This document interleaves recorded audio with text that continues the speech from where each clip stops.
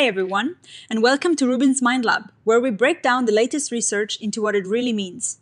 Ever wonder why it feels like some people just have a bigger impact than others, even when they're doing the same thing? This new study dives deep into exactly that. Think about those moments when a group decision is made, and it is not just about what each person did, but also how they nudged each other. This research asks a really important question: how do we decide who is responsible when actions influence other people's actions? They found that we tend to blame or credit people more if they have the power to influence others, especially if they know it. This changes how we see blame and credit. We see this everywhere. Taylor Swift can influence how many people register to vote or even who people might vote for, even though her own vote is just one vote. It is the same with election outcomes, charity drives, or even how quickly a new trend catches on. It is not just about how many people do something, but how people influence each other to do it. So how do we assign responsibility when someone's actions ripple out and affect others' behavior? Now, scientists have looked at a lot of things that make us decide who is to blame or who deserves credit. Things like how directly someone caused a problem, how much they contributed, what we think about their personality, or even if they could have been easily swapped out. But most of this research has focused on situations where people act on their own. In real life, though, we're always watching, copying, guiding, and persuading each other. Social rules and who we hang out with push us to behave in certain ways. We might act a certain way to fit in, or we might trust what others are doing as a sign of what is right. Even people who set bad examples can be blamed for others copying them. This is where our new study comes in. The researchers set up experiments where different people or things contributed to an outcome. They created three kinds of roles: a root cause, which could influence others, a dependent cause, which was influenced by the root cause, and an independent cause that acted totally on its own. They wanted to see who we'd hold responsible when everyone's direct contribution to the outcome was the same. So, how did they test this? In their first experiment, they looked at voting scenarios. Imagine a group voting on something. In some cases, one person's vote was visible to others. This person would be the root cause. The others who could see the vote and whose own vote might be influenced would be the dependent causes. If someone voted completely unaware of anyone watching, they were the independent cause. They even played with whether the root cause person knew their vote was visible.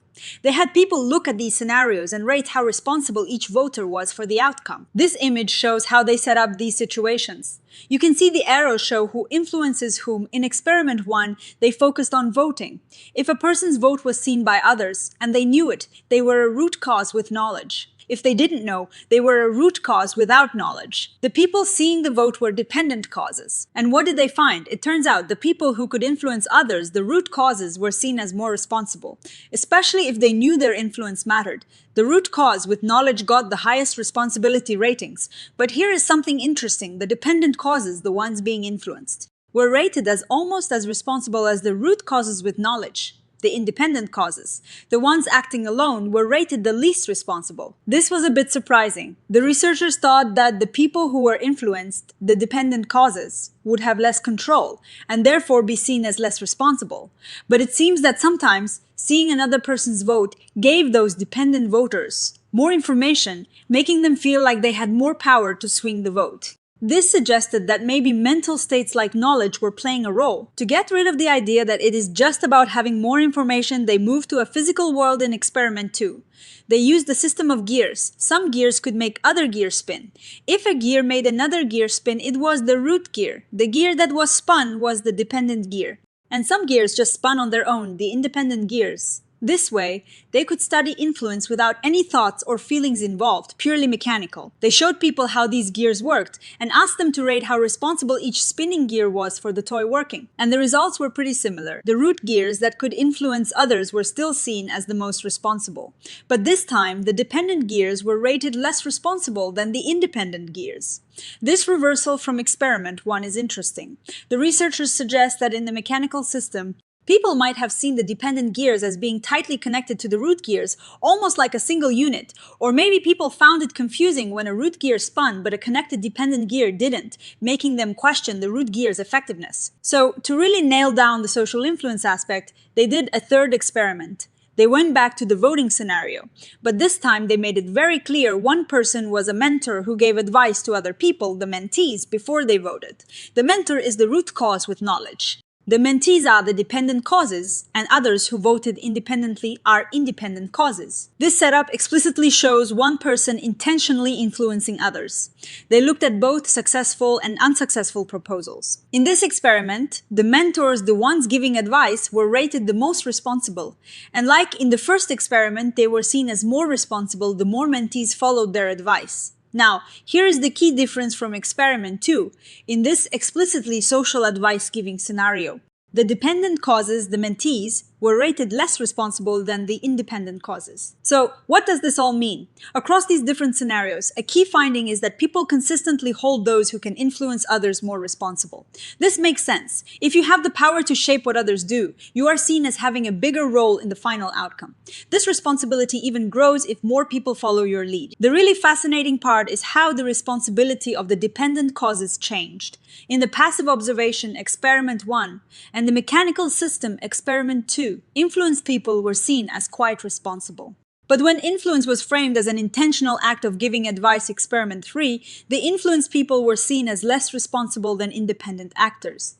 This suggests that when influence is deliberate and intentional, like a mentor guiding a mentee, we might see the influencer as having more direct control and the influenced person as having less agency.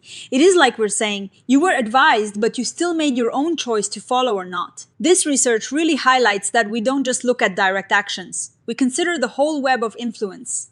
If someone has the ability to sway others, we hold them more accountable. And the way that influence happens, whether it is passive observation, a mechanical link, or active advice, changes how we assign blame and credit. Now, it is important to remember that this is still a simplified view. These experiments looked at situations where people generally follow the influence. What happens when people are influenced to act in the opposite direction? Or what if someone has the power to influence but chooses not to? The study mentions that future research could explore these more complex social pressures. Also, the researchers did a follow-up analysis and found that in the first experiment, the differences between the influenced and independent actors weren't always clear when they looked deeper. This shows that these judgments can be subtle and depend on how people interpret the situation. But the big takeaway is that our sense of responsibility is deeply social. We don't just judge actions in isolation. We judge them based on who they affect and how they affect them.